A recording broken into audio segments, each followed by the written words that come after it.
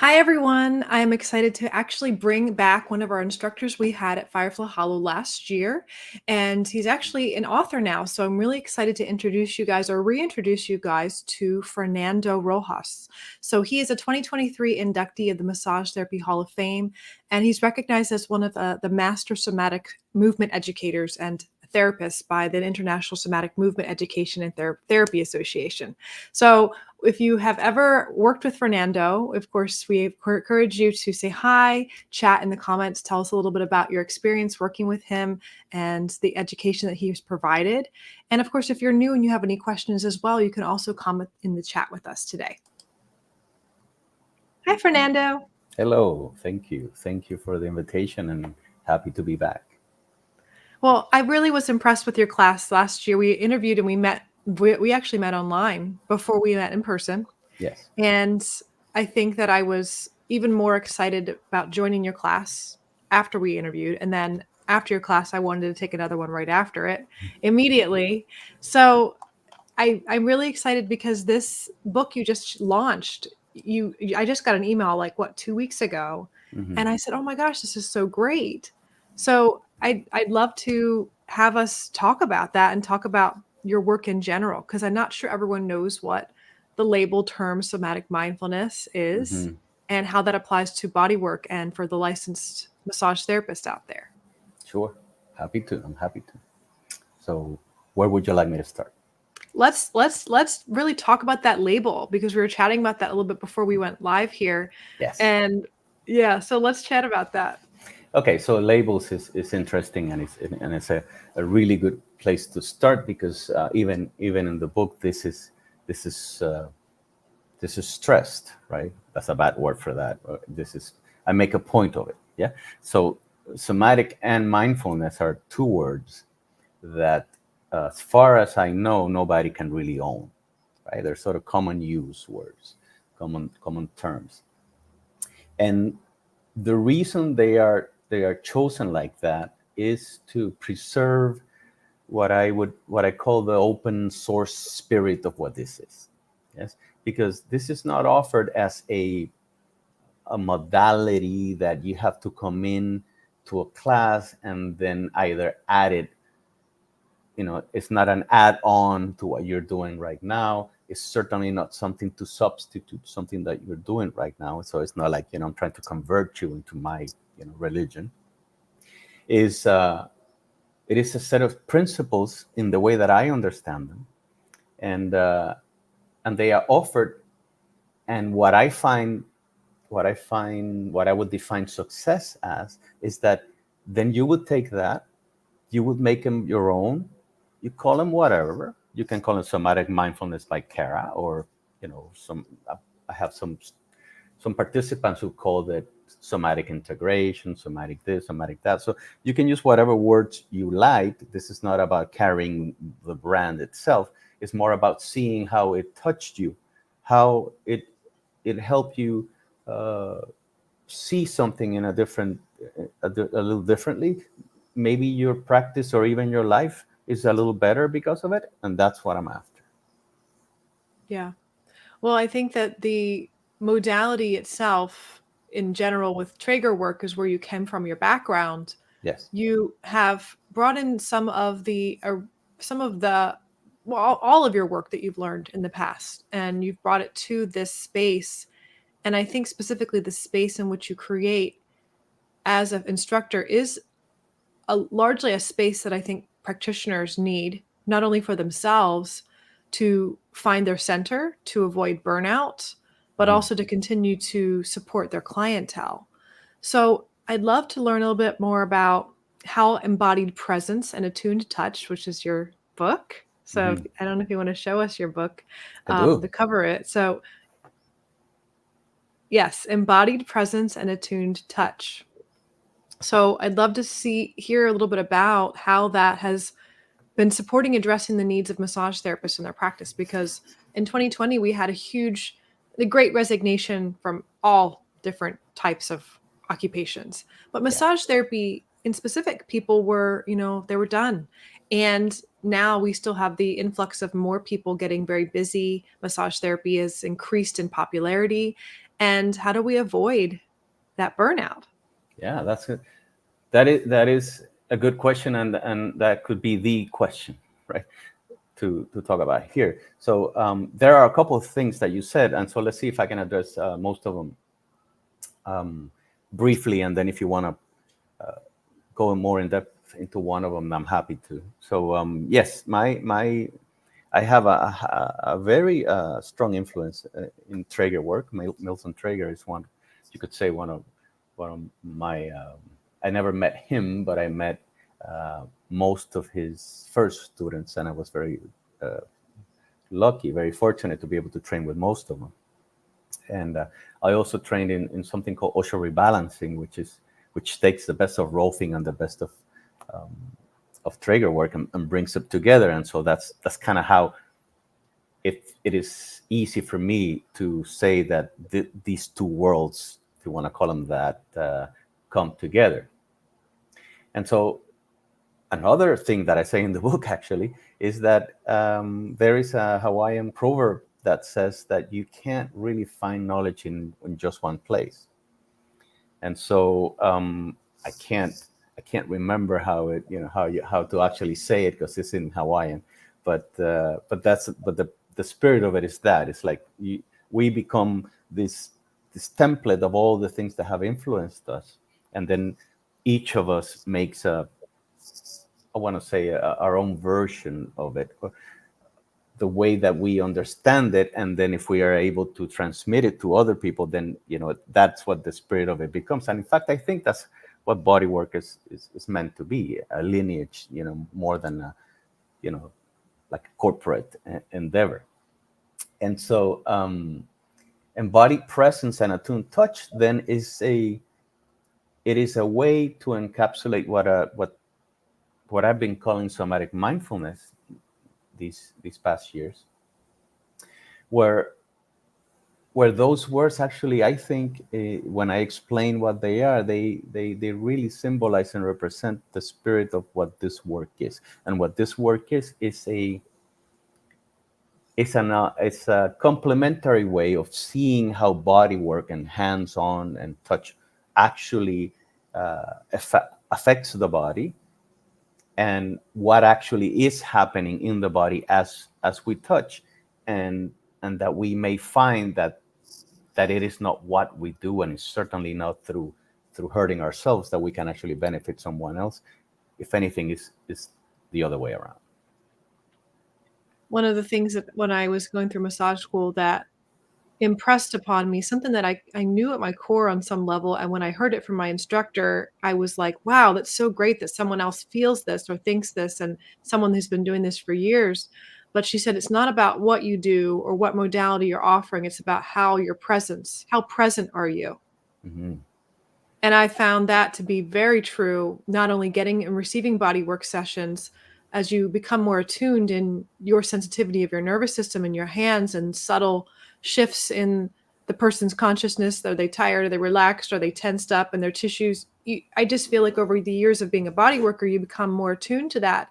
And when you're receiving body work, you can even more sense if there's maybe even stress or something that the practitioner is holding, and so Mm-hmm. it feels like the quality of the space is much more powerful and important in the work. And maybe not everyone is in that line of thought, because if you're doing sports massage, sometimes it's really quick, it's fast, that slow, that presence. It's a little bit harder. I think it takes a lot more maybe training or practice to be very present in a space of your nervous system being neutral Mm-hmm. instead of keyed up like you're like at a sports massage event. You're going, you're moving. Sure, So sure. Yeah, and it's important that you say that, because this is not about demonizing what's happening, right? This is about considering in which way I show up, because being present does not mean being still necessarily, or stillness does not necessarily mean not moving, right? Bringing presence is more like not being distracted. It's actually bringing yourself into whatever's happening right now. And sometimes I use the words mindfulness in action, right? Now moving more into what I'm calling heartfulness, but we can get into that.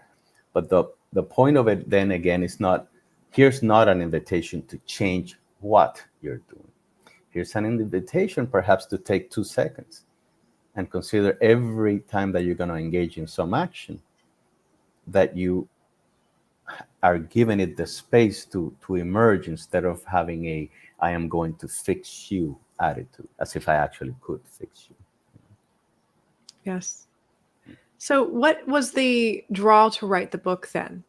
What was the key desire, and how did it come together for you, and what are the instructors or the massage therapists that are reading it getting out of it? Yeah. Well, that question, the last question just that you just said, is the answer, right? It's because as these classes have become a little more popular, and as I have been able to be in front of more and more people, more therapists, a lot of what the conversation is not so much as I am bringing something to you that you didn't know. In fact, it's more common that a lot of therapists would say, oh, after X amount of years of doing this, I knew that was the case. It's just that I was trained different, right? And so it is important to me, if you wanna call it a philosophical context. From a philosophical point of view, it is important to me to continue to explore the phenomenon that the more that I can make someone else's day better, the healthier and the happier I am going to be. And so a book, and this book is, I was asked this recently, and the book is more of a snapshot of where I am now with the way that I express what I believe to be true, or what I live to be true, not what I believe, right? And so it is an invitation to consider that there are ideas and there is science that supports a way of being that that has nothing to do with burning out, that has nothing to do with me digging a hole to fill another hole, right? And also that you can play with it without stressing over that you have to change anything so profoundly in your practice. If anything, if it's going to be profound, it's because it's about less, it's about smaller, and it's more about how is it that I come in, and even at that, there is no stress in that I have to be able to walk on water, and in order to offer the best session that I can. No, there is in this way of seeing things, there's a lot of slack that you cut for yourself, and that actually benefits the session and you as you perform the session. I am curious, on your travels being an instructor, with the contrast in not just the presence and the information that you are sharing, how that lands for students, because I feel like the contrast is so stark between the maybe normal way that we are in learning, Mm-hmm. and there is a strong desire, I believe, for this type of work. And it's almost like I am looking at this from sort of a paradigm shift that we're seeing in our world, from more of Sure. a bigger umbrella space. This is just one particular aspect in the massage therapy space of how a system that we've been using to not just learn or to regurgitate what we've learned, Yeah. and this deep need within us as human beings and as hands-on helpers to relearn or be open to maybe re-experiencing a new way of that. And Mm-hmm. I find that curious. So I'm curious how your journeys have been in contrast with everything else, and not good or bad, better or worse, but this stark contrast between it. Yeah. Yeah. um, it has been my experience that, especially therapists who've been doing this for decades already know deep inside that there is something different that they should be doing, that there is less, that less is better than not. That's what I have seen.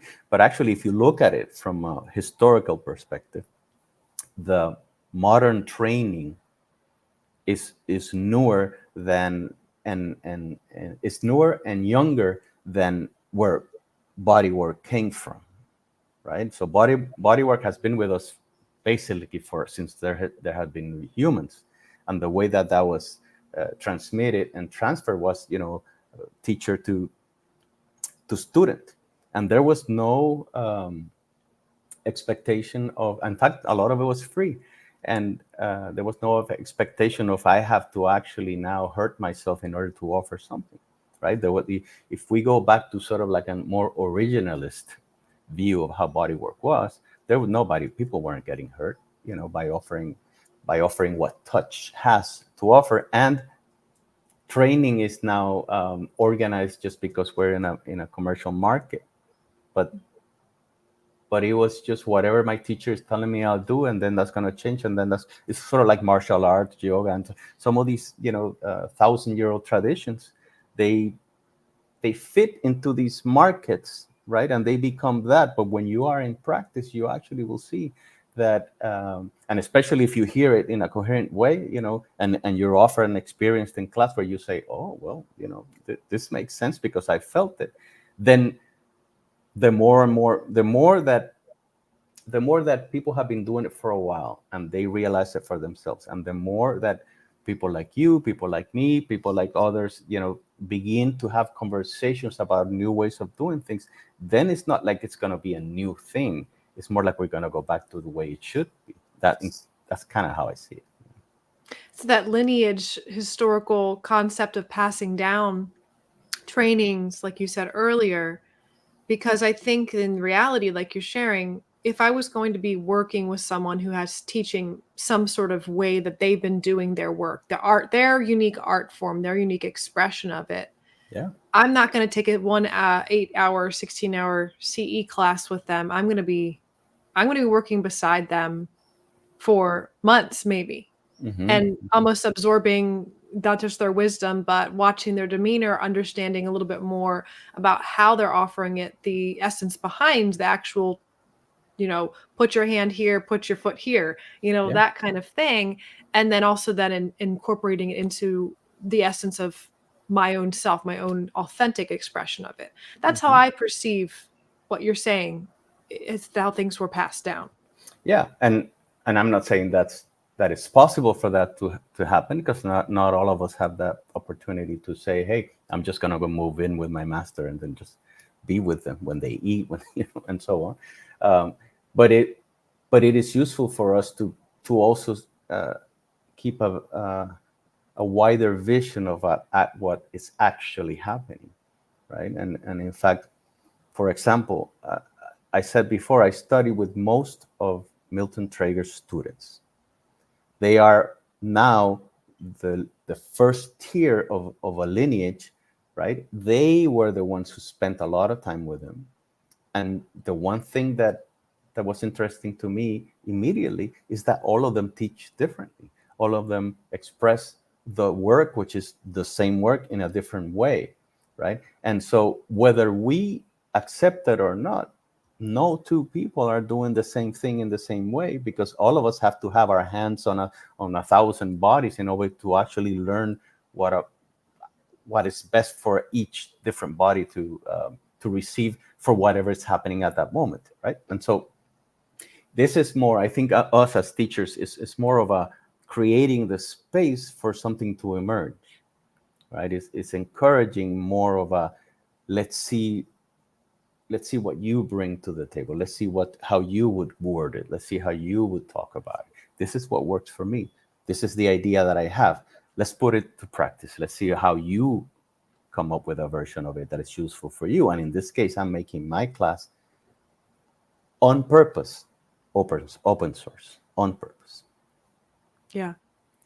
And I'm curious if you are a student out there, someone that you really operate from having a clear, black and white, step-by-step structure. Like that Yeah. whole thing can be really challenging Yeah. for if that's the way someone has used to learn. So what are the supports that you offer in helping someone to really listen in more Yeah. and use the tools you offer in your teaching?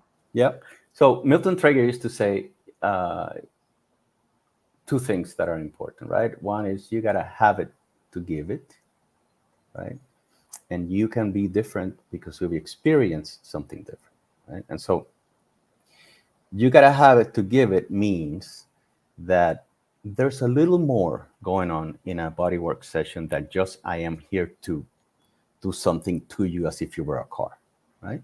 And so I explain that science supports this fact, right? That through touch, I transmit what my state of being is. And so I gotta be paying attention to that because I'm responsible for whatever's the vibe is of the room with whatever I bring in.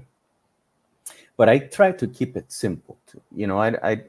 I try to offer an experience and then see if that works for you. For example, I use a lot the example of the vampire, and I actually put it in the book. The vampire is the vampire comes to your door, right? And it cannot come in unless you invite him in, right? And so I say, let's not worry about changing what you're doing. Take 2 seconds. 2 seconds. Nobody's gonna notice if you take 2 seconds for each of your moves in the whole spectrum of what your session is. Take 2 seconds and then play with the idea that a muscle really cannot be forced in. You cannot pound the muscle into relaxation, right? So there are things that are going on there, and pressure is, it's nice, and I like, I am a sucker for a good present deep massage for sure, right? So there's nothing in this conversation that says anything that's happening out there is bad. What I am saying is, what about if you consider that the muscle perhaps is a living organism, and that you can present yourself to the door like the vampire, and that you can wait 2 seconds and see if you're invited, and then just play with that. Just play to see whether, instead of forcing my forearm onto the erectors on the back, I actually present myself at the door and see if in a couple seconds I sense that there's an invitation. And then, depending on how deep that invitation is, then that's as deep as I can go. And then perhaps it's an openness that lets me go all the way to the bone, and that's okay, right? But it's not a forced top down type of, I have to use my body mechanics and my weight not to get hurt. No, I just place my hand or my elbow or my forearm where I want to have a conversation, and then let's just see if that aspect of the body actually wants to have a conversation, and to what level. Yeah. And let's so that's easy to understand. Try it, right? Humor me, and then see if it works, because then we're honoring the body as a system, as a living system, and not so much as a, you know things that I use nails and screws to put together, and oil to, it's not that, right? It's a little more going on than just taking my elbow and treating a group of muscles like they're Play-Doh, right? Yeah. We all know There, that that's not the case. I think it somatic, meaning of the body, right? Yeah. Hmm. And mindfulness, you're aware, you're very not just self-aware but aware of the tissue, that that particular presence. I think, like you said, you can sense the body senses you being Yeah. present of it Yeah. And that instead of and I have a teacher that says, not only are you touching your client, your client is touching you. Yeah. Because yeah, it's not just with our hands that we touch. Makes yeah, sense. And so when you use the word presence, and you were talking about your teacher there, um, presence can manifest in many different ways. But the point of it is that presence is powerful, and presence is actually not only powerful, it's healthy for your client. is healthy for you. So you just do a Google search and say, is mindfulness healthy for me? You're going to get a list, right? Go to the AI and ask them.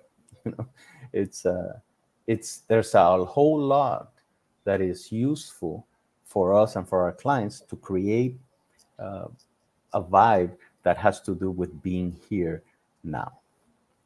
Yes. Yes. I love that you're offering this and bringing it, because I think that, like I said, this is a contrast to this and the way in which we've learned. And the no matter how long someone has been a massage therapist or in a body worker, or they just got out of school, the most incredible sessions I've experienced personally are the ones that they're just very present, and they're listening to the Mm-hmm. body. They're palpating, they're listening. And I think that I love that you're helping people have the experience of that and reminding them of that power that they Yeah. carry.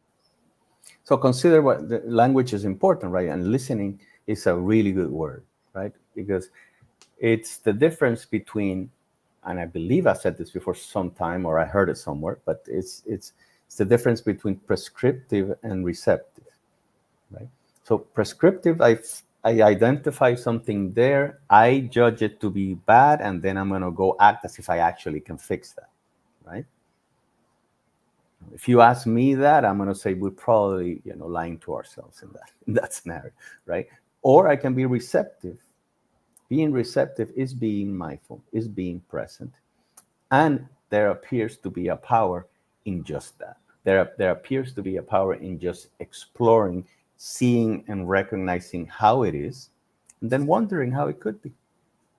And that's where that ends. And so I had a I would like to say I have, a Hawaiian teacher, a Lomi Lomi teacher, that said, we don't concern ourselves with the outcome, right? It's not about the outcome, it's about the process. It's about being here. And then it's sort of like instigating the body's own underlying intelligence to emerge when it's ready to the extent that it can, because I don't know whether it's actually really important for that set of muscles to be stay contracted for a little longer, so that this person can survive in some other context in their lives, right?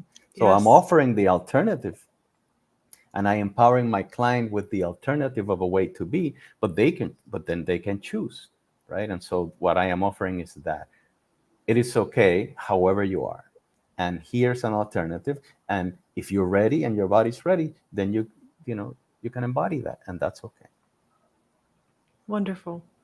Well, do you have any examples that you'd like to share on maybe some of the therapists that have worked with this practice and how it's maybe affected their clients? Mm. Yes, actually, I would add something to that. Excuse me, which is what I love to see, and what I have seen now many times, is how therapists have changed, Hmm. and how therapists, how the change that the therapists have had actually then they bridge into their clients, and their clients are coming out saying, asking what's different, what did you do that's different, and they're saying, I didn't do actually anything that was different. It was something in me, that changed. And the changes, there is a gamma of changes, right? There are physical changes that I've seen, and there are a lot of more subtle emotional changes, even in worldview, right? Like, someone all of a sudden says, I now think differently, not only about my work but about life. My relationships with the important people in my life are better now, you know and that, and I hear that and I go, wow, that's not such a bad thing. But there's also, I mean, if therapists are hearing this, there are a lot of really interesting things happening, physically. Like I have a post in one of my social media pinned, that is sort of like like the poster child of why I do this, right? And I actually called it my why, and I got the why thing from Simon Sinek, I think is his name. He Yeah. talks about the why, Yeah. find your why, and the stories are really it's a really tender story of a mother who is a therapist who has this child who has a diagnosis of some diagnosis that causes her to be in chronic pain, right? And so what they have learned to live with is how to manage chronic pain. And after spending some time in a class and so on, long story short, obviously, but you know where it's going. She gets, she plays with it. It's a 2-day class. So the first class she takes, she goes home, she plays with this with her daughter, just to play, whatever she thought this, she understood this was. The next day she gets the message, right? Like she slept the whole night, which is rare for her, and she has spent um, the whole day up to the point where she called her mom with no pain, right? And so for me, from a meaning, from a purpose perspective, it's like there is a child that I've never met. There's a child that I will probably never meet. Yeah. And because of something that this mom therapist got from one of my classes, one child is in less pain or no pain. And that is worth every trip that I make, every travel, because if there's one other child or one other person that might have something like that happen, then it's going to make it all worth it. Right. And with that, other things which are really interesting. So we do these simple exercises in class, and we did it when we're in your class, in your venue before, where all of a sudden we're not doing anything really, and then you have all these changes happen. These pains that have been there with me for years, they go away, and or this swelling, that I'm used to, now it goes down. So things like that, which now we are associating not with a technique, but with touch and a way of being, right? And so that is interesting, because if it's more about how I am, if it's more about less, and in the book I have a whole chapter about the paradox of less, of doing less, you do the math, right? And so if I can work a little less, then that's going to extend my life as a therapist.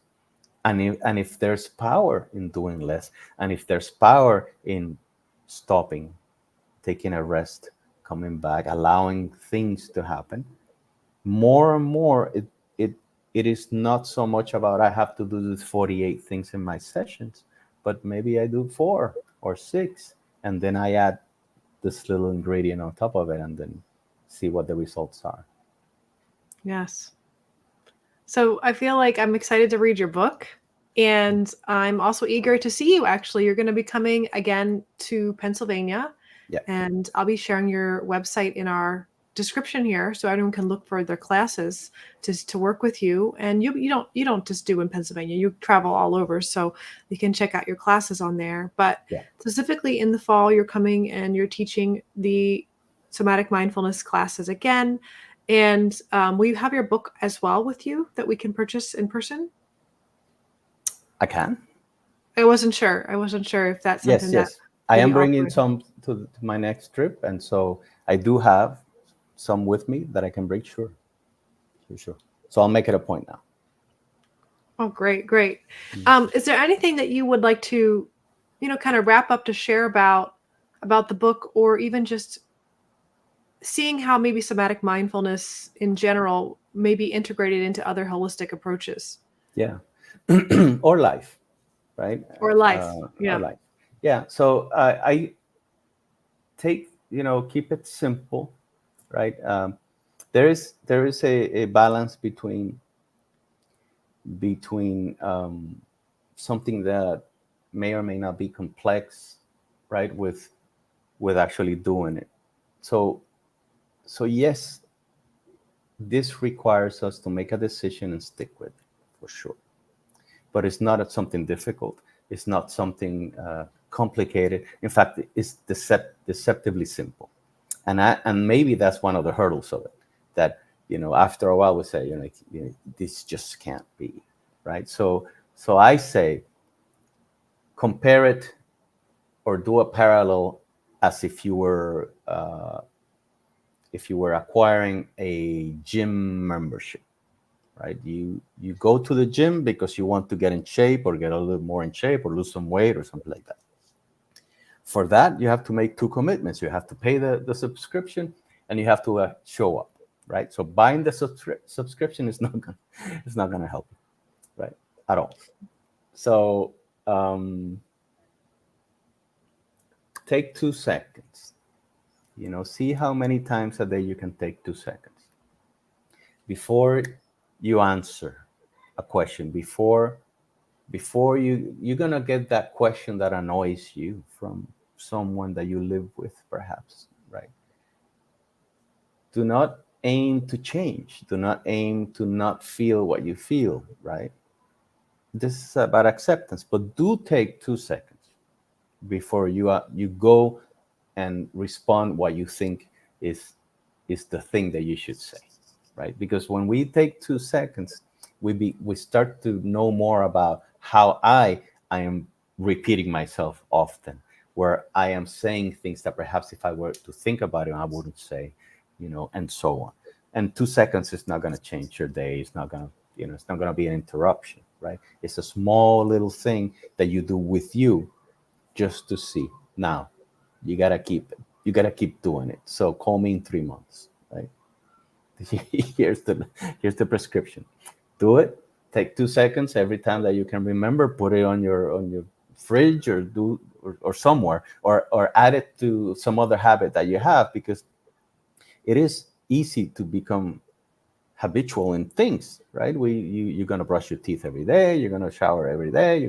So attach it to one of those things, and add to as many actions in your day as possible 2 seconds prior, and then see what happens. I love that habit stacking too, Mm-hmm. adding it to something you already do on a regular basis. Yeah. Yeah, that's a great way to add in, especially something like that moment, the mindfulness of taking 2 seconds. That's a big one, even though it's so small and so Yeah. simple. That's a good It's title for a book. To take two yeah, seconds. 2 seconds. Yeah. Yeah. So, is there anything else you want to share about your upcoming classes in the States and anything else at all that we want to share? So I have classes every month in different states. A lot of them are in the East Coast. Um, I have created a class that I call the Principles class, which is 3 hours online that are approved by the NCBTMB, where I just go specifically into the principles of the work, right? It is a condensed version. I have had a couple of them, and the results are really interesting. If you go to my social media, I have some videos of people who are being recorded in our Zoom session, saying what happened to them in there, and there you can get a really good idea of what this is about. And in fact, I would even go as far as to say that once you get the principles, you have it, and the rest is just details. It's just excuses to spend more time together. Yeah. Yeah. And so if I'm not going to, I'm not going to most states, let's put it like that. And so if this has some resonance with you, take the 3 hour class, see what you think. And once you take it, actually, then I let you into a Facebook group that I have. There's a private Facebook group where I just put everything, and every video, every interview, like this one, although this one will be public, but every other thing that I can find that I find useful, or if someone is recording me in a class, I don't care, I put it there, even if you never took the class. And also, we're starting with these free Zoom meetings with some of my friends in New Jersey, where they have a setup where they have different cameras and stuff like that, where we can do demos and so on, and we do it for free every so often, maybe every month and a half. But it is for people who've at least attended to the principles class, because it's important to me that you have context. Yes. Not because I'm trying to hide anything. If you have the context of what it is that I'm trying to tell you, then when we show you something else, you can apply what we've been talking about, right? And so there are options. Wonderful. Thank you. Sure. Thank you so much for being and spending time today and sharing. And I'm looking forward to seeing you in person again. Likewise. Yeah. We'll see you soon. And of course, those of you who are watching, we'll share in the description the website for Fernando. And then, of course, if you're interested in joining classes here at Firefly Hollow Wellness in New York, Pennsylvania for the continuing education, we'll have those links in there for you too as well. So thank you, everyone, for checking it out. And we'll see you guys soon. Bye. Bye-bye.